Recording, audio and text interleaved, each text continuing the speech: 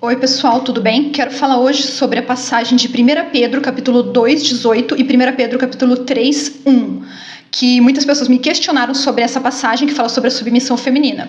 Por que eu estou lendo 2, 18 primeiro? Vocês vão entender, porque tem uma ligação entre o primeiro texto com o segundo texto, tá? Ele é uma continuação.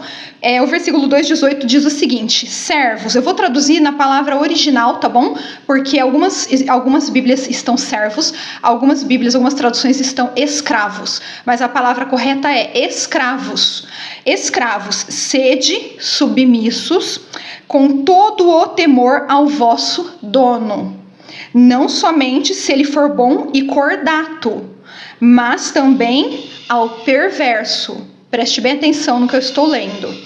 Versículo 19. Porque isto é grato que alguém suporte tristezas, sofrendo injustamente. Presta atenção em cada palavra em que eu estou lendo, tá?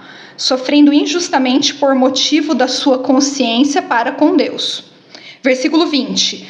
Pois que glória há se pecando e sendo esbofeteados por isso, os suportais com paciência. Aqui Pedro está falando com os escravos, tá?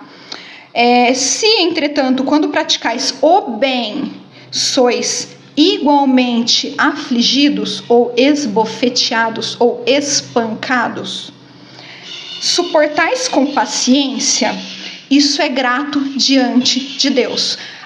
O que nós estamos vendo aqui nesse texto? Nós estamos vendo um contexto de escravidão, tá? Estamos vendo aqui Pedro dizendo aos escravos que devem obedecer com todo o temor ao seu senhor, que é o dono, proprietário, não somente se ele for bom e cordato, mas também ao perverso.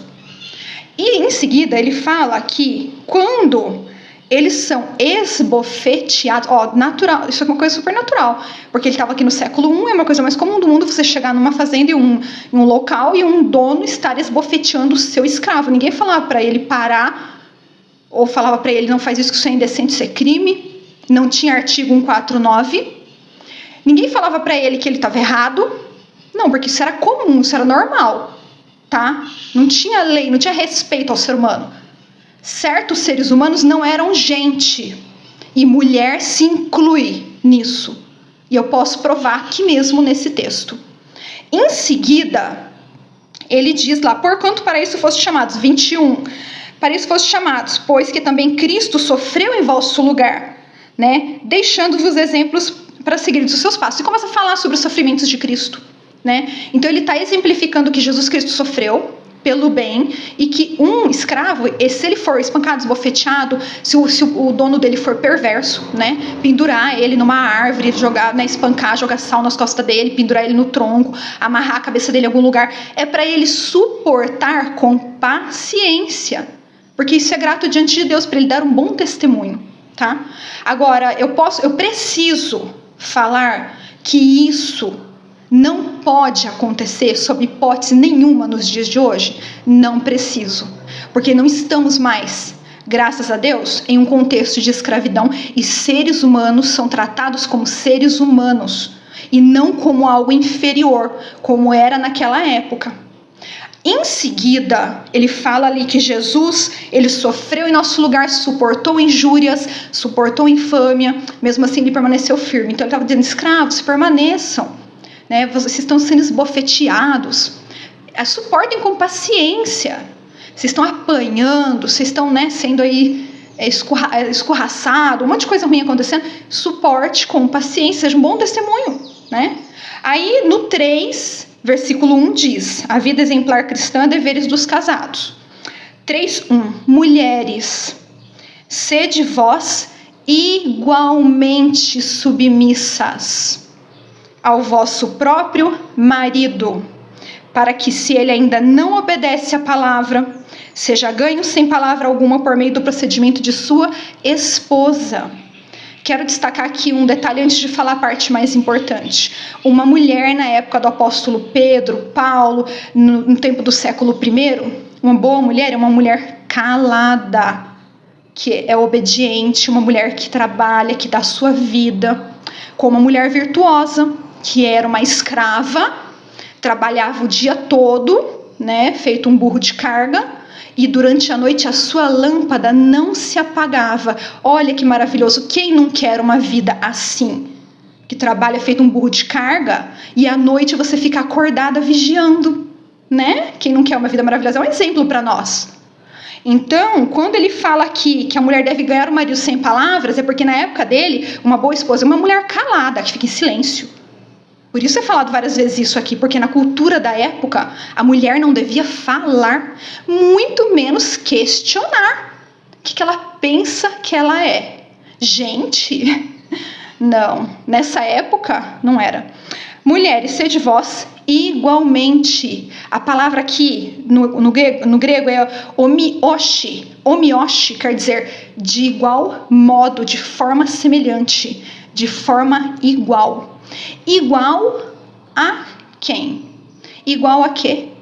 Mulheres, sede vós igualmente submissos ao vosso marido, igualmente a quem? Igualmente aos escravos, que eu acabei de falar.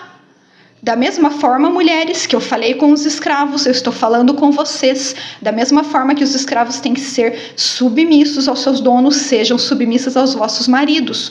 Porque nesse tempo do século I, os pastores, eles não falam, ou eles não sabem, ou eles têm mau caráter, mas eles não dizem que a mulher ela era escrava do marido.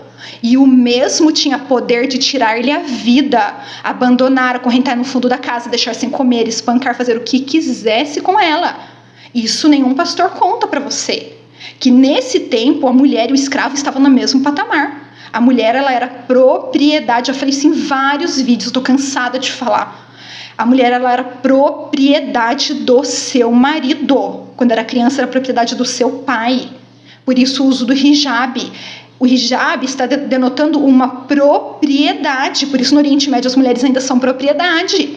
Elas ainda são dominadas, elas ainda são uma moeda de troca, entendeu? Então quando ele fala, mulheres, sede vós igualmente aos escravos, do mesmo jeito que os escravos são submissos aos seus donos, mulheres sejam submissas ao seu dono, que é o seu marido.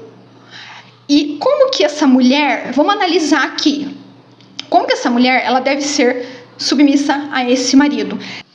E de que forma essa mulher ela deve ser submissa ao seu marido, segundo o que Pedro está dizendo aqui?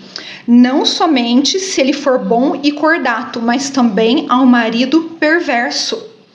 Em seguida, porque isso é grato, que alguém suporte tristezas. Então, mulher, se você suportar tristezas, se o seu marido for perverso, não tem problema nenhum.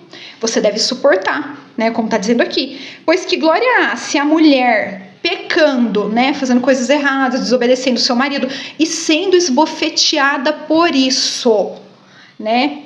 O suportais com paciência, que glória há, mulher, se você está sendo esbofeteada, mas você pecou. E você está suportando com paciência. Mas, se entretanto, você praticar o bem, ser uma boa esposa calada, né? Você igualmente será afligida, esbofeteada, né? Porém, você suporta com paciência, isso é grato a Deus. Então, aqui, o que nós estamos vendo aqui? Eu posso falar para uma mulher que se o marido dela não for bom e cordato, mas se ele for perverso, que como muitas influenciadoras já falaram, que se o marido ele for um homem que dá vida por ela, que é outra falácia, né? Outra falsa doutrina, o marido dá vida por ela deve obedecer, deve ser submissa. Mas se o marido não for um homem que ama ela ao ponto de dar a própria vida por ela, então que ela não deve ser submissa. Isso não está escrito em lugar nenhum. Eu não sei onde que essas pessoas leram, mas não está em lugar nenhum escrito. Pelo contrário, está escrito que ela deve se submeter em tudo. E como se o marido fosse o próprio Deus. Efésios 5, 22, 23 e 24. Então, se eu pegar um texto como esse, que se ele está relatando um tempo de escravidão, como algo super normal, né? Espancar um ser humano, uma mulher ser propriedade de um homem, ser esbofeteada, o escravo ser esbofeteado, e dizendo para eles suportarem com paciência. Se eu pegar esse texto, eu posso aplicar esse texto para hoje? Eu pergunto para você, pastor fundamentalista, eu posso pegar esse texto e aplicá-lo para os dias de hoje? Eu posso dizer isso para uma mulher, posso dizer isso para uma pessoa, para um negro, que ele deve obedecer a um dono, a um proprietário, ele deve ser um ser humano inferiorizado. Eu posso dizer isso para uma mulher, que ela deve obedecer o seu marido como seu próprio dono? Eu posso fazer isso? Eu posso aplicar essa palavra? Óbvio que não. Porque quem aplica essa palavra, primeiro, muitos fazem uma modificação e mentem, né, que o significado de submissa significa estar debaixo de uma missão, né, estar sendo protegida, guardada, tudo falácia. Tudo falácia. Nada disso é real. A palavra submissão é hipotasso. Essa palavra significa subjugar-se, submeter-se, escravizar-se. Então essa palavra não pode ser aplicada, porque é um contexto de escravidão. E ninguém aqui, eu tenho certeza, é a favor de escravidão. Nem brancos, nem negros, nem pessoas de nenhuma etnia. A não ser que tenha alguma pessoa com problemas mentais, sempre tem alguns, né? Mas eu tenho certeza que todas as pessoas que fazem parte do corpo de Cristo, ninguém é a favor de escravidão. Agora, o negro, ele não pode ser escravo, porque ele é ser humano. E a mulher? A mulher pode continuar sendo escrava? A mulher pode continuar sendo escravizada? Sendo colocada como submissa? Então, esse texto ele não pode definitivamente ser aplicado. Se quiser, deixe o seu contra-argumento ou argumento a favor. E se você puder compartilhar com pessoas que têm interesse nesse assunto, para que nós possamos abrir um debate. Não o seu comentário pessoal, nada sobre a minha pessoa, ataques ad hominem, porque você não sabe nada sobre mim, então você não pode falar sobre mim. Quando você me conhecer pessoalmente, você fala. Mas enquanto você não sabe quem eu sou, não fale sobre mim. Fale sobre as ideias, sobre aqui o texto, o argumento. Se você não tem capacidade de contra-argumentar, não deixe nenhum comentário, tá ok? Muito obrigada a todos que assistiram, que Deus abençoe a todos.